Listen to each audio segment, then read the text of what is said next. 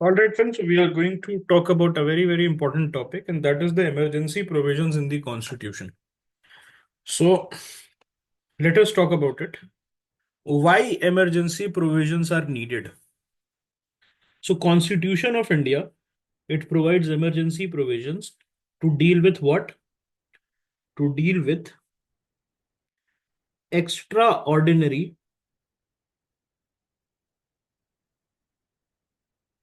situations. Okay. So, ये कहां पर है? This is present in Article 352 to 360. Okay. सो किस किस टाइप का इमरजेंसी हम देखते हैं?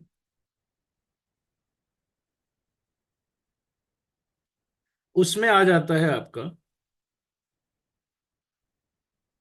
National emergency, then we have something which we popularly call as president's rule, and then financial emergency. Okay, so इसमें से फाइनेंशियल इमरजेंसी कभी हमारे देश में नहीं लगा है, बट नेशनल और प्रेसिडेंट्स रूल लगा है। Okay, so it basically deals with extraordinary situations that threaten the sovereignty, security, and governance of the country. Okay, so what is under threat when we are talking about emergency? Sovereignty, security, or governance of the country.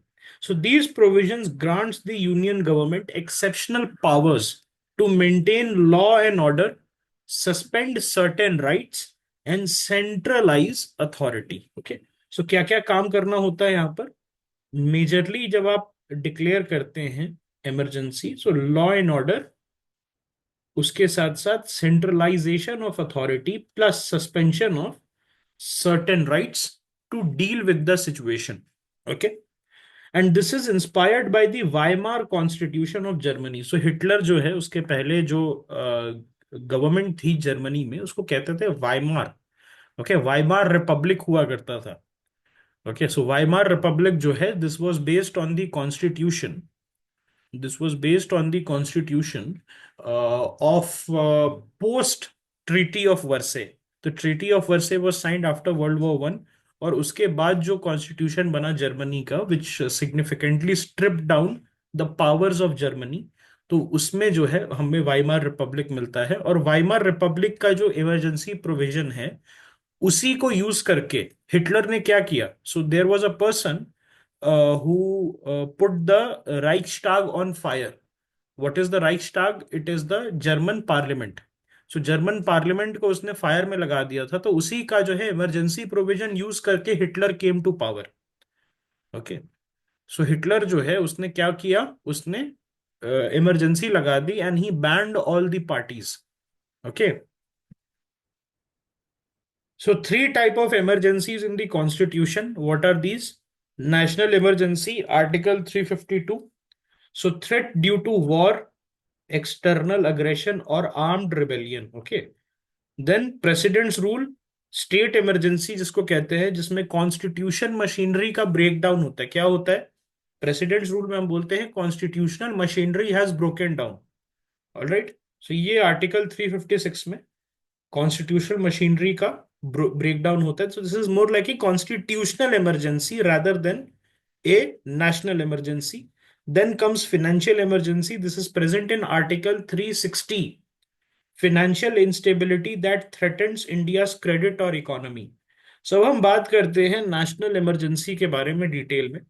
So what are the grounds for declaration of national emergency?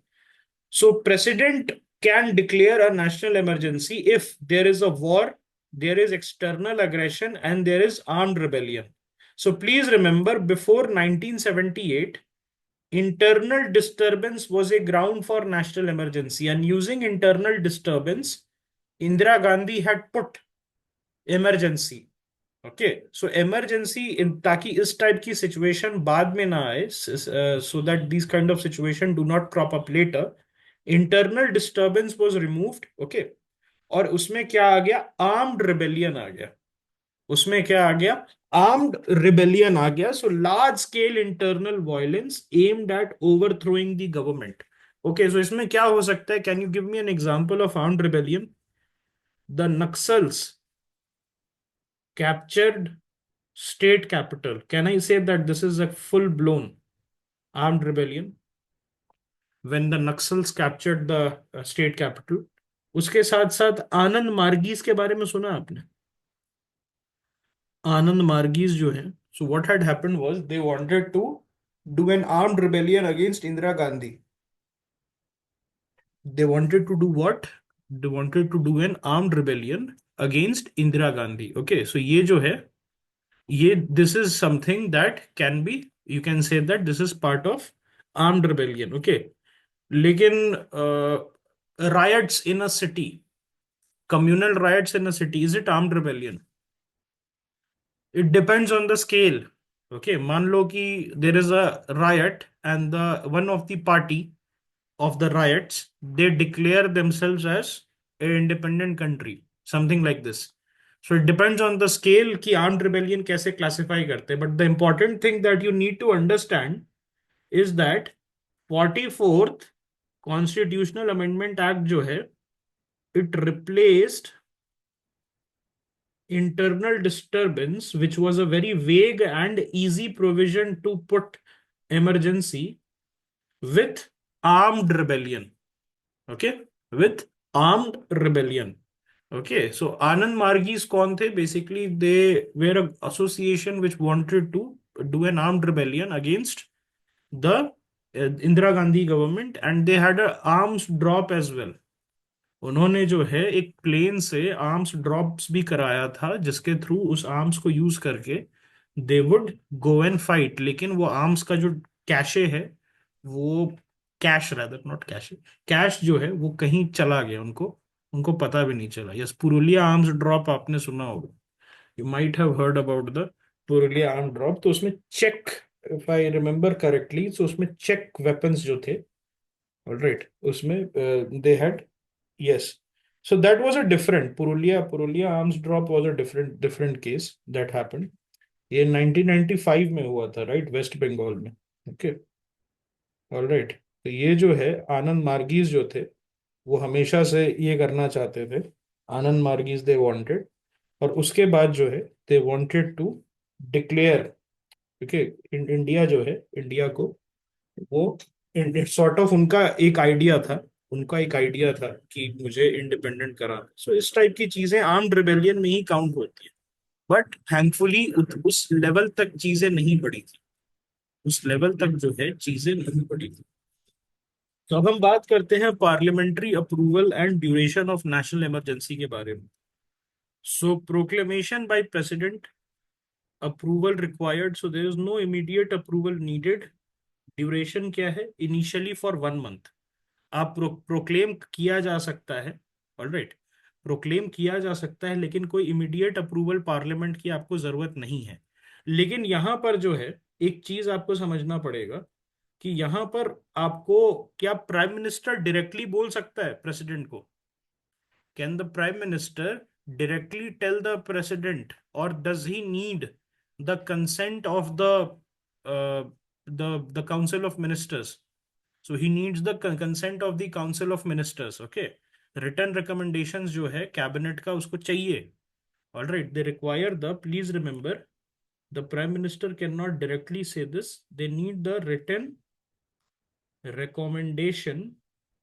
Okay, of cabinet. Why? Because Indira Gandhi ने बिना cabinet से पूछे. Okay, Indira Gandhi ने बिना cabinet से पूछे अब president साहब को बोल दिया था कि आप डिक्लेयर कर दीजिए. Okay, then once proclamation by president is done after the written recommendation from the cabinet, 1 महीने के लिए रहता है. उसके बाद it must be approved by both houses within 1 month by special majority. Special majority से जो है इसको अप्रूव करना होगा आपको. और after approval it last for 6 months, and it can be extended indefinitely but must be renewed every 6 months by the parliament. every 6 months जो है इसको पार्लियामेंट रिन्यू करेगी. ओके, सो इस चीज को ध्यान रखिएगा. सो क्या क्या स्टेप्स हमने देखे? Proclamation by president after written recommendation from cabinet, initially 1 month तक चलेगा, this will go on for 1 month, then within 1 month आपको इसको अप्रूव कराना है बोथ हाउसेस, लोकसभा और राज्यसभा से, by special majority, and after approval it last for 6 months. Renewal में it can be extended indefinitely, बस must be renewed every 6 months by the parliament. So special majority का approval का requirement क्या है, कल ही हमने पढ़ा है, more than 50% of total membership of the house and एटलीस्ट 2/3 of the members present and voting. Revocation of proclamation. How can you revoke? So president can revoke any time by Lok Sabha. So if 1/10 members of the Lok Sabha request a special session, a resolution to revoke the emergency must be considered by the speaker. Then automatic lapse कब होता है? If not approved within 1 month, it automatically lapses, or not renewed after 6 months, it will cease. तो एक चीज आप देखेंगे, application is hard, whereas revocation is easy. क्या ये मैं ऐसे कह सकता हूं कि एप्लीकेशन इसका टफ है लेकिन रिमूवल इजी है? आप अप्लाई करने में बहुत आपको पापड़ बेलने पड़ेंगे, very very difficult to apply, but at the same time revocation जो है इसका इजी है। Okay, all right. नहीं, 1 महीने जो है, ऑल राइट, 1 महीने जो है इसके बाद आप जो है इसका 6 महीने तक चलेगा। सो सपोज January 1 को आपने किया, ऑल राइट, तो वहां से जो है वी विल काउंट 180 डेज, और आपको January 31 जो है वहां उस तक, ओके, विद इन 1 मंथ आपको जो है उसको कराना पड़ेगा approve. Okay, revocation of proclamation we have studied 3 तरीके से। Simple revocation by the president, then 1/10 member of Lok Sabha जब रिक्वेस्ट करेंगे तो एक स्पेशल सेशन करना पड़ेगा, अगर लोकसभा वोट कर देती है तो आपका नेशनल इमरजेंसी हट जाएगा। देन ऑटोमेटिक लैप्स भी होता है अगर अप्रूव नहीं कराया आपने 1 महीने में, और 6 मंथ्स का टाइम पीरियड है चला, एंड 6 मंथ्स के बाद it ceases. So 44th Amendment, it made it mandatory for the Prime Minister to provide written advice before the President declares an emergency. तो ये written advice कहाँ से? Written advice from the cabinet. Okay. Written advice कहाँ से? Written advice from the cabinet, कि cabinet is also on board. Okay. All right.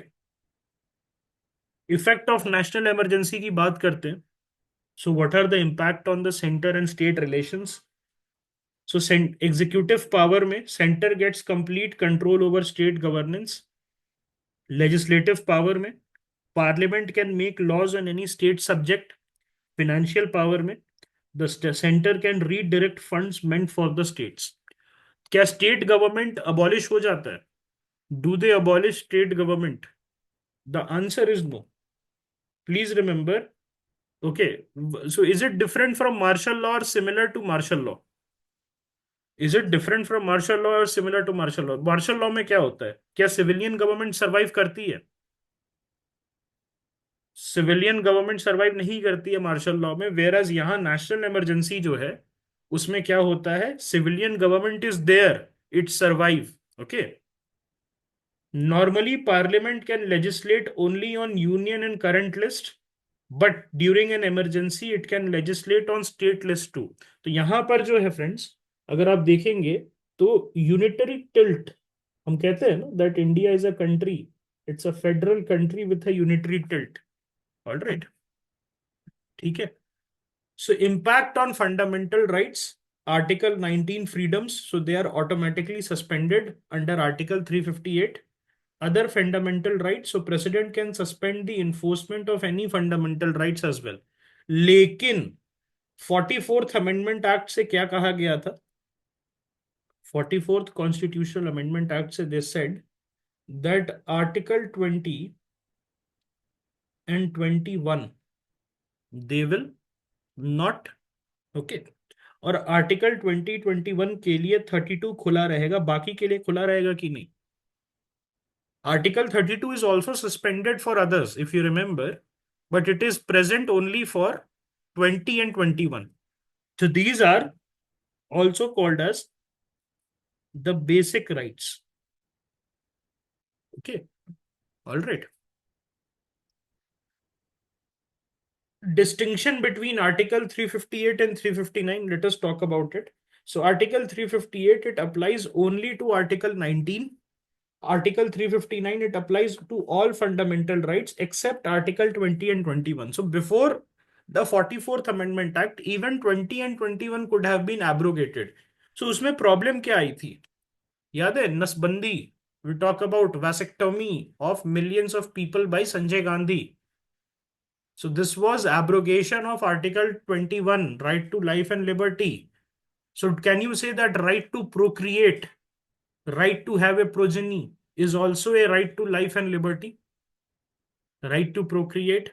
So it is said that approximately 62, 63 lakh people. The numbers vary. Some say that it was very less, 2, 3 lakh. Some say that it was in crores. 62 lakh people, they were basically picked off from the streets, and then they were forced to undergo vasectomy. तो generally किसको target किया गया था? Poor को.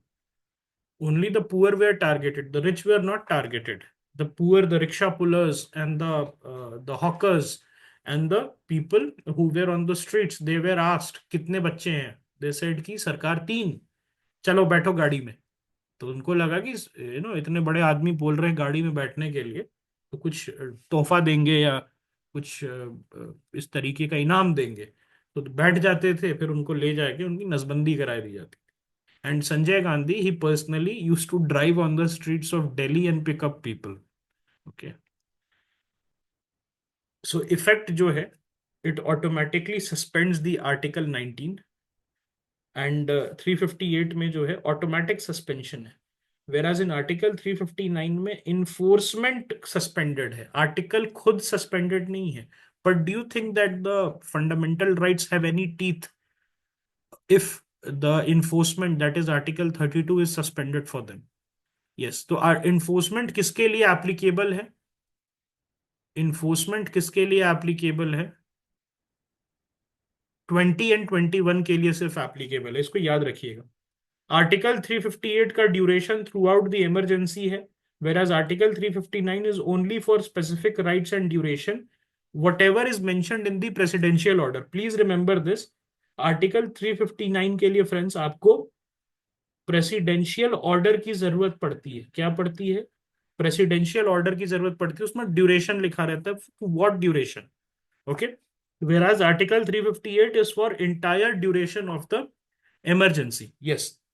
Example क्या है? During a national emergency, freedom of speech can be restricted without judicial review, and if Article 359 is invoked, people, they cannot approach courts to enforce certain rights. So आपको अब समझ में आया why Article 32 is called the heart and soul of the Constitution, the very heart and the very soul, because without the enforcement, the articles are toothless.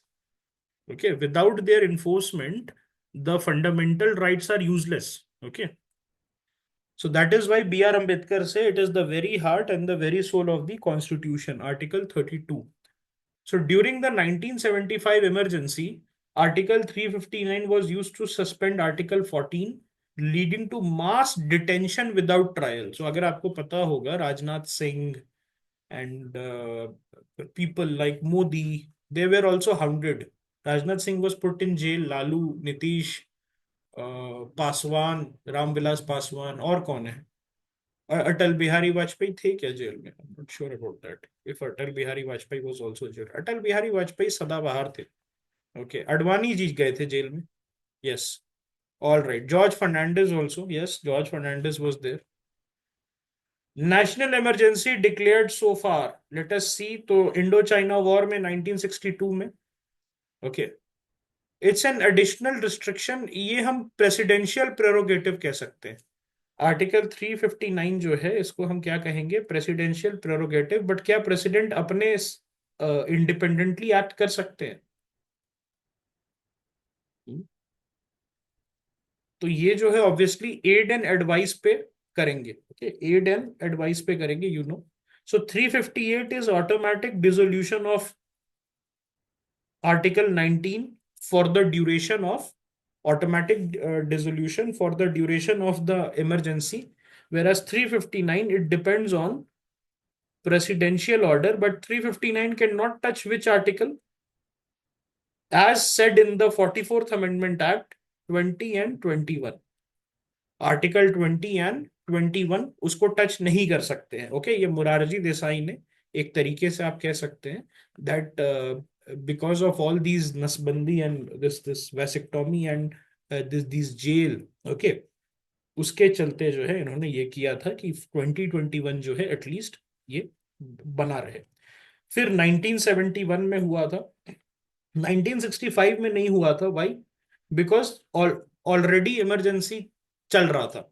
So from 62 to 68 emergency was in, सब भूल गए थे। Okay, ये ऐसी बात नहीं थी कि 6 साल ड्रकोनियन कुछ हो रहा था देश में, ऐसा नहीं था, भूल गए थे। और उस समय जो है आप अगर देखिएगा बेसिक स्ट्रक्चर से पहले और 44th अमेंडमेंट से पहले, ओके, बेसिक स्ट्रक्चर से पहले और 44th अमेंडमेंट से पहले हम एक तरीके से एग्जीक्यूटिव और लेजिस्लेचर के मर्सी पे थे। So you have to give it to them, you have to give it to them that you know देश नॉर्मली चल रहा था, सब भूल गए थे कि भाई इमरजेंसी भी है। ओके, लेकिन उस समय ज्यादा फर्क नहीं पड़ता था। Can you tell me the reason? Because majority of the states they had Congress government and Congress was the only power political party, serious political party at that time. कहीं कहीं पे जो है आपका दो चार पार्टी थी, लेकिन कांग्रेस जो थी तो पता ही नहीं चला। बिकॉज द स्टेट्स, ऐसे भी जो है states they would consent to whatever the centre was telling, they don't did not require national emergency. इसीलिए 6 साल चल गया, 65 में करने की जरूरत नहीं पड़ी। Why? Because for 6 years after the Indo China war we were in continuous emergency. 71 में अगेन जो है 6 साल चला, वॉर था, इंडो पाक वॉर एंड बांग्लादेश लिबरेशन पे चला था। उसके बाद जो है 6 6 महीने वाला जो रूल है और 1 महीने जो है वो वाला जो रूल है, उसके बाद जो है वो सीरियसली लेना शुरू हो गया। बिकॉज उन्होंने कहा यार 6 6 साल कैसे हो सकता है, पार्लियामेंट को कुछ पावर जो है that has to be given. और रिटर्न रिकमेंडेशन वाज इंट्रोड्यूस्ड कि कैबिनेट से पूछे बिना प्राइम मिनिस्टर यूनिलैटरली एक्ट नहीं कर सकता। Then in 1975, they introduced it again via the political crisis. So this was the first time they introduced it via the internal disturbance. So this was in response to the student protest. So this was student protest, कहाँ हुआ था? बिहार में हुआ था student protest. And संपूर्ण क्रांति of Jayaprakash Narayan.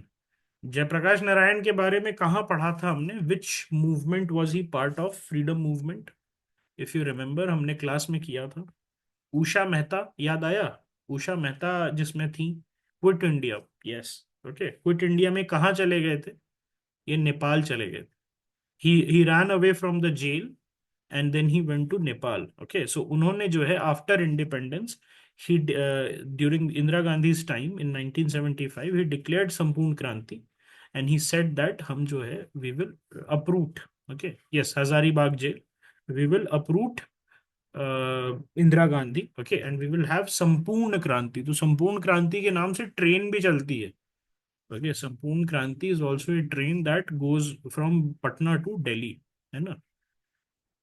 Controversial use of national emergency. So 1975 देखिए, 62 का जस्टिफाइड है, वॉर हो रहा था, 65 में भी लगा हुआ था, जस्टिफाइड है, 71 का भी जस्टिफाइड है। बट क्या 75 का जस्टिफाइड है? Internal disturbance, some minor law and order issue को इन्होंने क्या किया था? Minor law and order issue को इन्होंने इतना बड़ा बना दिया। So 44th amendment was enacted to prevent future misuse. तो 44th अमेंडमेंट जो है उसी के थ्रू जो है फ्यूचर मिसयूज जो है उसको बंद किया गया। अब हम बात करते हैं, any doubt in national emergency? किसी भी तरीके का डाउट है? 358, 359, सेंट्रलाइजिंग पावर सब समझ में आ गया। So we will move to president's rule. This is the second form of emergency. This is the state emergency breakdown of constitutional machinery. So President's Rule Article 356, it allows the central government to take control of a state if its constitutional machinery breaks down. Okay. And it is also called state emergency or failure of constitutional machinery in a state. It is derived from the Government of India Act 1935, and this provision has been widely used and misused in Indian history. Okay. So misuse जो है बहुत ज्यादा था. आपको पता है बिहार आज बदनाम है. Bihar is a ruinous state. It is what? It is a ruinous state. उसके पीछे कांग्रेस का बहुत बड़ा हाथ है. Why I am saying this? You will say नहीं लालू का हाथ है, because Lalu Yadav, he had this jungle raj thing going on in the 90s and the early 2000s. So इसमें क्यों मैं कह रहा हूँ कि कांग्रेस का हाथ है? Because in the 1980s they had so many presidents rule. What they used to do was Bihar में multiple times entire 1980s was filled by the Congress government in the center. It was filled by president's rule in Bihar. Okay, Bihar में जो है presidents rule को भर दिया था. उसकी वजह से क्या हुआ था? There was a vacuum, and this vacuum was filled by the the MY politics. Now, what is this MY politics? The Muslim Yadav politics of RJD. So, riding on the Muslim Yadav vote bank, he started. Okay, this person Lalu Yadav, he came to power, and he filled the vacuum, the power vacuum. Okay, so जो 12-14 साल का जंगल राज था, उसका जो foundation है, that was created in the 1980s by the massive misuse of the president's rule provision. Because किसी भी government को टिकने नहीं देते थे वो. ओके, किसी भी गवर्नमेंट को टिकने नहीं देते थे. उसके वजह से तो एक, I am not saying 100% they are at fault, but ये जो आप कह सकते हो ना कि मॉन्स्टर को किसने क्रिएट किया, ये जो फ्रैंकेनस्टाइन है, कॉल दी जंगल राज, इसको क्रिएट किसने किया? Obviously the main fault it lies with these people, but इसको क्रिएट करने के लिए भी ओके ये जो थे रिस्पॉन्सिबल थे इन द 1980s. ओके, सो की फीचर क्या है? Unlike national emergency article 352, president's rule affects only a single state at a time. Okay, so ये जो है पूरे कंट्री में नहीं लगता है, आप एक पर्टिकुलर स्टेट में जो है इसको लगाते हो. So what are the grounds for imposition of president's rule? Failure of constitutional machinery. If the governor reports, so governor का रिपोर्ट बहुत इंपॉर्टेंट होता है. If the governor reports to the president that the state government cannot function as per the constitution, then it is deemed as a failure of constitutional machinery. Then non compliance with union directions. अगर state government fail करती है to comply with directions from the centre, president's rule can be imposed, and this is article 365. 365 में लिखा गया है, और 365 को use करके वी इम्पोज आर्टिकल 356. तो 365 में क्या लिखा गया है? That the states shall comply with what the union has to say. Can I give an example?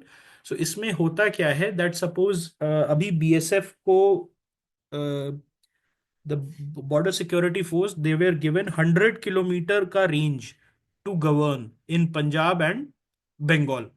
Because of these issues उन्होंने क्या कहा कि अभी जो है बॉर्डर बहुत सेंसिटिव हो चुका है, एंड दे सेड कि 100 kilometres from that border that will be under the command of the BSF, Border Security Force. Now, suppose if Bhagwant Mann, the Chief Minister of Punjab, he says कि नहीं नहीं मैं तो मानूंगा नहीं, and then he sends the Punjab police, and he goes against the wishes, the legitimate wishes of these of the central government. तब उस पे जो है it is a ground under Article 365.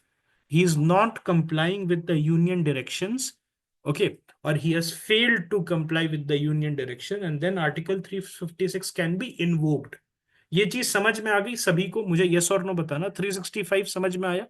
365 को यूज करके आप 356 इन्वोक करते हो. ओके, 365 को यूज करके आप 356 इन्वोक करते why Modi is not doing, देखिए पॉलिटिकल क्वेश्चन है ये कि मोदी जी क्यों बंगाल में नहीं लगा रहे हैं। उसके पीछे का रीजन है कि they don't want to make a martyr, political martyr नहीं बनाना चाहते कि अभी हटा दें प्रेसिडेंट्स रूल लगा के, उसके बाद darkness something something something, okay, darkness something इस तरीके से जो है बोल के, और फिर the opposition party will emerge victorious, okay, नहीं चाहते पॉलिटिकल सुसाइड करना। हाँ, 15 से 50 किलोमीटर के बीच हुआ होगा, so in between one point of time when there was legitimate threat of Pakistani people pushing the terrorists from the international border, so they had said that कि 100 किलोमीटर रहेगा, फिर आई थिंक बाद में उसको कम कर दिया गया। Okay, can the judiciary ask for state emergency from government, उल्टा होता है। Judiciary interprets judiciary interprets whether the emergency, the state emergency or the breakdown of constitutional machinery is real or not, मतलब it legitimate or not, okay।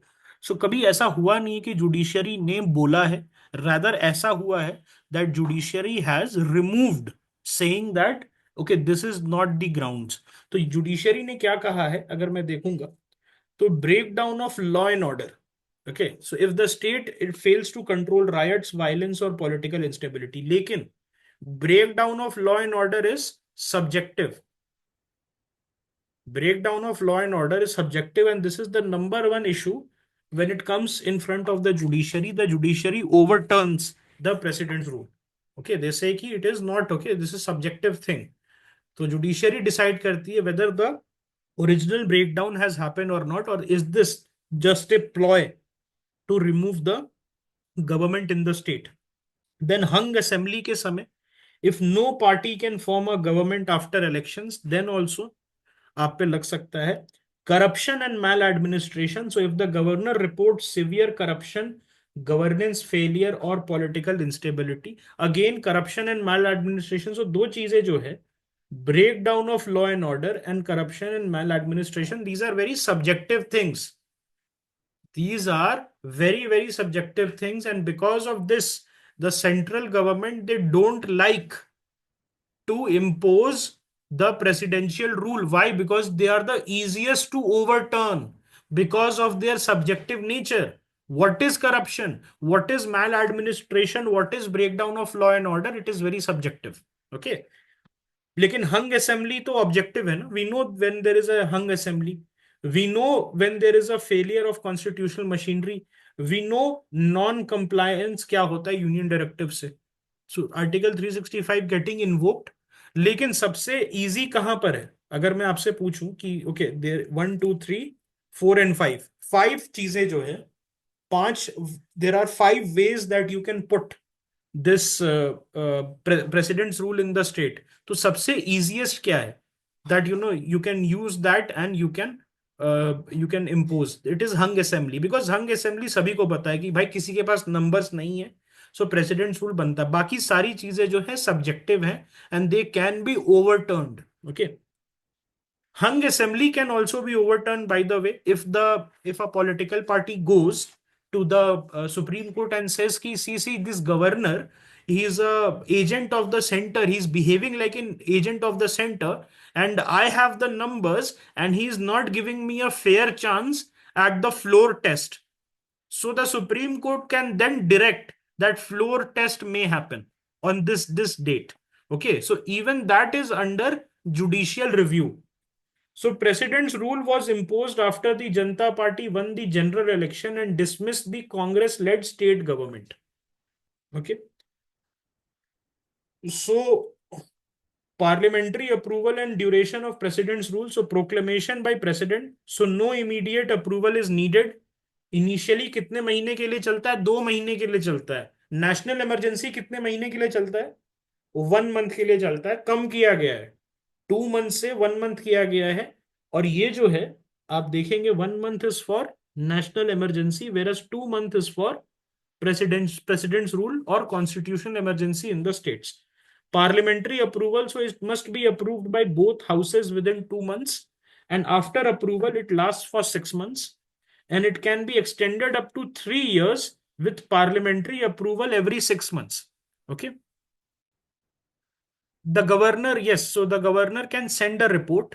तो ऐसी बात नहीं है, governor से आप रिपोर्ट मांग भी सकते हैं। सेंटर जो है गवर्नर से रिपोर्ट मांग भी सकता है। व्हाई? बिकॉज गवर्नर, अगर आपको पता है, it is a constitutional position, but it is under what? The governor is an agent of whom? Although it is a constitutional position, but the governor is the agent of the center in the states. Although they don't like this word agent, but they are agents. Okay. The Supreme Court has said we should not use this word agent, but they are in principle agent. Okay. Maximum duration. So beyond 1 year, extension is allowed only if national emergency is in operation or election commission certifies that elections cannot be held in the state due to maybe law and order breakdown or maybe some other issue. तो 1 साल से ज्यादा, okay, 1 साल से ज्यादा नहीं, वो state government को कंसल्ट क्यों करेगा स्टेट गवर्नमेंट के अगेंस्ट एक्शन लेने में? अगर suppose I want to take action against you, तो मैं आपसे पूछूंगा क्या क्या एक्शन लूँ आपके अगेंस्ट? Okay, so alright. तो ये जो है, आपको समझना होगा कि 1 ईयर से ज्यादा अगर आपको कंटिन्यू करना है एक स्टेट में, if you want to deny that state a legitimate government, so आपको इलेक्शन कमीशन को सर्टिफाई करना होगा that elections can not be held in the state, और if the national emergency is operation, तभी जाके जो है आप कर सकते हैं। 44th amendment restricted the misuse of president's rule by requiring stricter condition for extension beyond 1 year। तो ये सब किसका कमाल है? ये सारी चीजें 44th अमेंडमेंट का कमाल है। सो 44th amendment they said that अगर 1 साल से ज्यादा किसी स्टेट को डिनाई करना है एक legitimate government, so either national emergency should be in operation और द ईसीआई और the election commission of India has to certify that elections can not be held. What are the consequences of president's rule? So state executive governor takes over the state administration. The CM and ministers are dismissed. State legislature can either thing can happen, either it can be dissolved or suspended. और यहां पर क्या होता है? Suppose what if the judiciary overturns, मान लो कि ये डिसॉल्व हो गया स्टेट लेजिस्लेचर और जुडिशियरी ने ओवरटर्न कर दिया प्रेसिडेंट्स रूल को। So what happens then? It comes back to life. Okay, ये जो डिसोल्यूशन है वो खत्म हो जाता है, और ये जो स्टेट लेजिस्लेचर है it comes back to life. Okay, अगर ओवरटर्न कर देता है तो। Parliament's role, parliament assumes legislative powers of the state. Okay, alright. So parliament assumes legislative powers of the state here. And financial control क्या है? The centre controls the state budget and funds. Alright, नहीं, re election नहीं, overturn हो गया ना, आपका पहला act ही illegal था, अल्ट्रा वायस था, अनकॉन्स्टिट्यूशनल था। तो ये तो एक, अब अगर आप ऐसे समझें कि री इलेक्शन अगर मैं करा रहा हूं after dissolution and after overturning of the decision by the supreme court, तो क्या ये इविल आदमी के हाथ में पावर नहीं है कि मैं जल्दी से डिसॉल्व करके और इसको जो है री इलेक्शन में डाल देता हूं? तो इसीलिए आपको समझना होगा it comes back to life, there is no re election. Okay, so in 1992 president's rule was imposed in UP after the Babri Masjid demolition. तो ये किसके अंडर आ जाएगा? क्या मैं इसको लॉ एंड ऑर्डर कह सकता हूँ? Law and order. Okay, scope of judicial review over president's rule. So can court review president's rule? Yes, the SC can strike down an unjustified president's rule. Who has the burden of proof? The center must justify. तो किसके पास है burden of proof? Centre के पास है, state के पास नहीं है। The state is presumed innocent here. The centre has to justify why they have taken over the state. Court's intervention. So SC can reinstate a dissolved state government if Article 356 is misused. Okay. In the S R Bommai case, जो ये जो B S Bommai थे ना, BJP के chief minister of Karnataka, उनके father साहब, S R Bommai versus union of India, the SC ruled that president's rule is subject to judicial review. Please remember this, ये आपको लिखना भी हो सकता है, this is a very important case. और एस आर बोम्मई जो है, एस आर बोम्मई जो है, he basically, okay, he basically had gone to the court, और वहां पर इन्होंने बोला था कि whatever the president's rule is there, this is unconstitutional, And SC ruled that president's rule is subject to judicial review and the dismissed state government can be restored if the proclamation is unconstitutional and the power under Article 356 is not absolute but conditional. So interpretation क्या हुआ कि article 356 का जो power है it is not absolute but it is conditional. SC overturned the dismissal of the Karnataka government in 1989. Okay. So it basically resurrected it. It came back to life. What is the case of proper and improper use? The proper use 1980 dissolution of Bihar government due to genuine governance failure. Improper use 1977 Janata Party dismissed Congress state government for political reasons. Improper use 1989 जो आपका SR Bommai का case था, Karnataka government dismiss despite having a majority. Improper use 1992 में BJP led state government dismissed after Babri Masjid demolition despite no immediate breakdown of governance. Okay, so who takes it to court that imposition is the state government. Okay, state government जो है वो जो है आपका वही लेके जाती है. आपके स्टेट गवर्नमेंट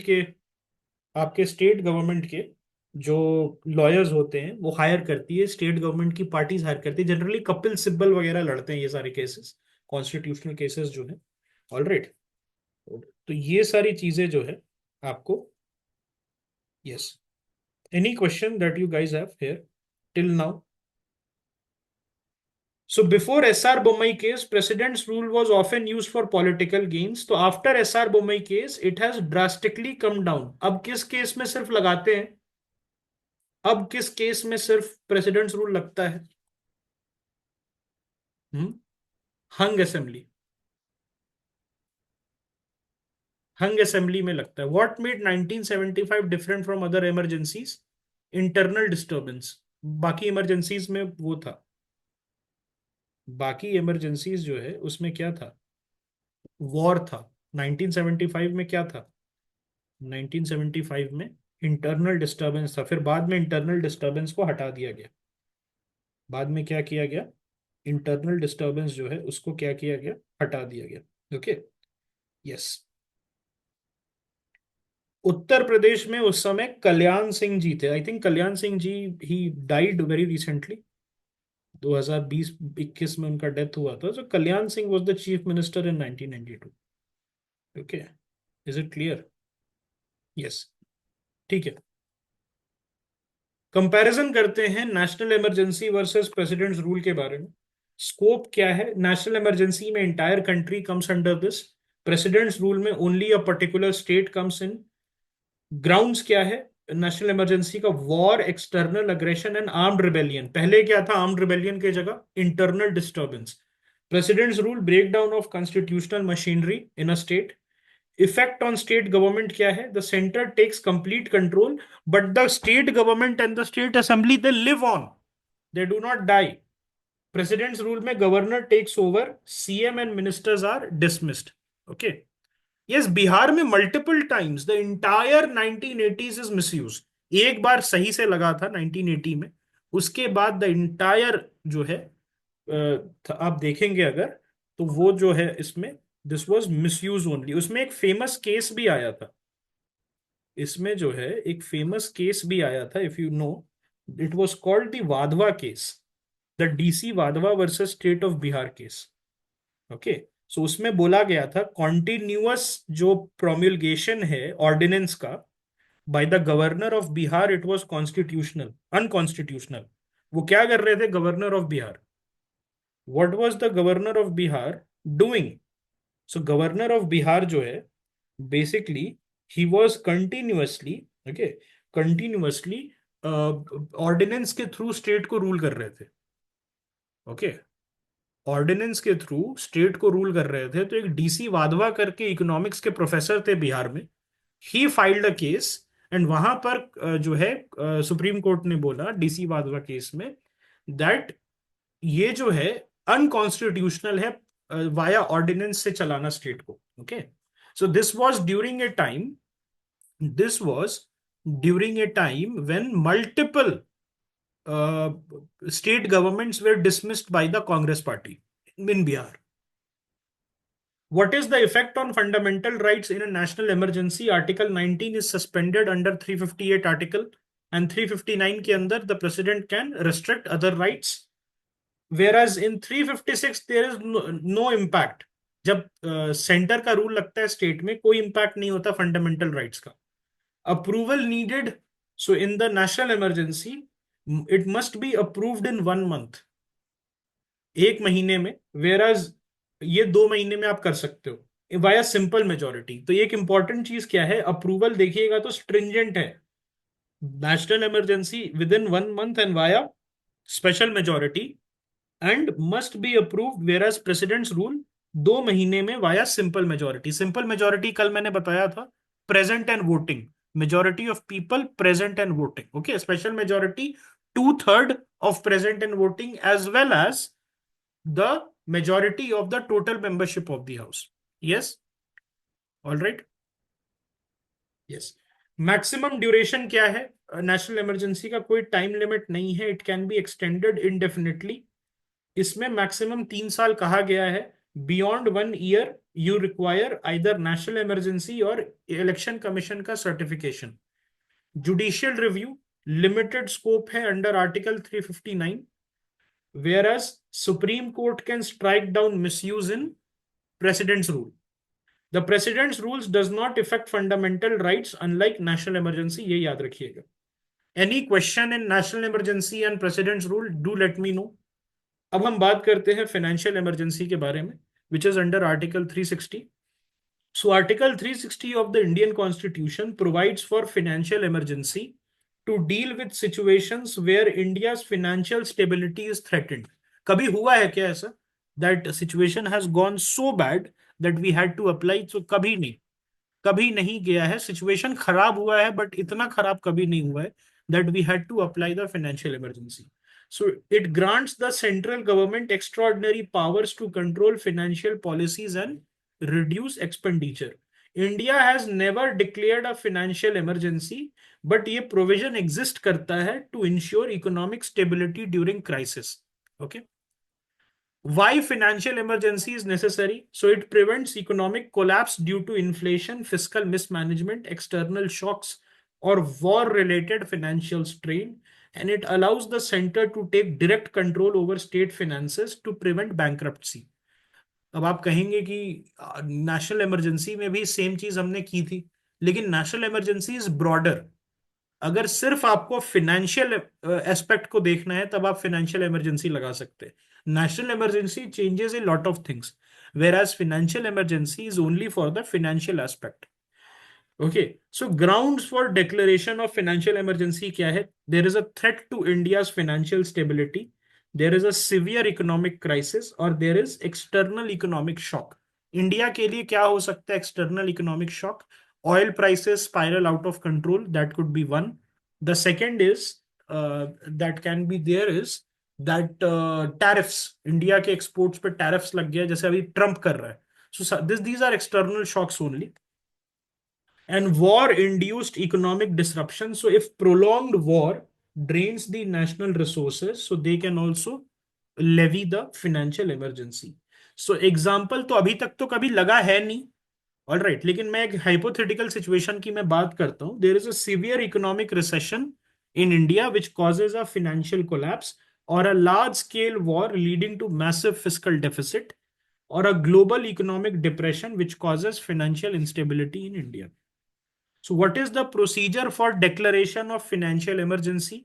सो अभी हाइपोथेटिकल है ना, अभी तक हमने किया नहीं है. तो प्रोक्लेमेशन होगा प्रेसिडेंट का. So it is declared by the president if financial stability is seriously threatened. Must be approved by both houses of parliament within 2 months. Once approved, it remains in force indefinitely. तो यहां कुछ change क्यों नहीं किया? अगर आप देखेंगे तो नेशनल इमरजेंसी जो है एवरी 6 मंथ्स आपको फिर से रिन्यू कराना पड़ता है, और कॉन्स्टिट्यूशनल इमरजेंसी इन स्टेट वहां पर आपको हर साल के एंड में देखना पड़ता है, 1 साल के एंड में, कि क्या वहां पर भी जो है बेसिकली ईसीआई को देना पड़ता है कि elections can not be held, लेकिन ये क्या है, इनडेफिनेटली चलता है। वाई? इस पे किसी का ध्यान नहीं गया है, इस पे अभी तक किसी का ध्यान नहीं गया, तो उसको छोड़ दिया गया। जो pre 1977, pre 44th amendment act case जो था, विच एग्जिस्टेड बिफोर, तो उसको छोड़ दिया गया। एक reason, yes you are also correct, एक रीजन ये भी हो सकता है कि ये राइट्स को रिस्ट्रिक्ट नहीं कर रहा है, तो अर्जेंसी नहीं है इसमें किसी भी टाइप का सेफगार्ड लगाने के लिए। सो ड्यूरेशन इसका है, once approved it remains in force indefinitely until revoked by the president. So no time limit like national emergency. Please remember, national emergency time limit is 6 months. Revocation, it can be revoked any time by the president without parliamentary approval. What is the key difference from other emergencies? So unlike national emergency or president rule, there is no time limit for financial emergency once approved. What are the effects, hypothetical effect अभी तक कभी हमने देखा नहीं है, लेकिन effect क्या क्या हो सकता है? So centre assumes full control over state finances, so it can tell the state कहाँ खर्चा करना है कहाँ नहीं करना है। The president can direct the reduction of government salaries including those of high court and supreme court जजेस। बहुत इंपॉर्टेंट है ये, ओके okay? नहीं, we can determine what will be the consequences. और फाइनेंशियल इमरजेंसी का condition is subjective, you are correct. अब यहां पर एक इंपॉर्टेंट चीज देखिए, that they are saying that including those of high court and supreme court जजेस, but what we also study is that high court and supreme court जजेस का जो सैलरी है, it is protected, it is charge on the consolidated fund and it is protected by the constitution. लेकिन only in one case, that is financial emergency, ये जो government salaries है including the high court and the supreme court जजेस, वो reduce हो सकती है। Parliamentary power, all money bills and financial decision require centres approval. तो पार्लियामेंट्री पावर क्या है, जितने भी मनी बिल्स हैं, जब फाइनेंशियल इमरजेंसी लगता है, मनी बिल है और फाइनेंशियल डिसीजन है, उसको सेंटर का अप्रूवल चाहिए होता है। Without centre's approval no state can pass any kind of money bill, okay, and take any financial decision. The center can modify taxation policies to stabilize the economy, okay? So जैसे for example, Himachal Pradesh says that okay, financial emergency लगा हुआ है, just take a hypothetical situation, the financial emergency is going down, and the Himachal Pradesh government says we are introducing old pension scheme. So can the government stop them? Can the center stop them? The answer is yes, they can be stopped. उनको जो है stop किया जा सकता है, okay? What are the example of possible action? So reduction of salaries of government employees, including judges, imposition of central control over state taxation policies, and restriction on unnecessary government expenditure. तो लाडली बहन लाडला भाई, something like this can be, वो ज्यादा important है। क्या किसी को कोई डाउट है इमरजेंसी प्रोविजन में? एक बड़ा चैप्टर जो है हमारा कंप्लीट हो गया। Any doubt that you guys have?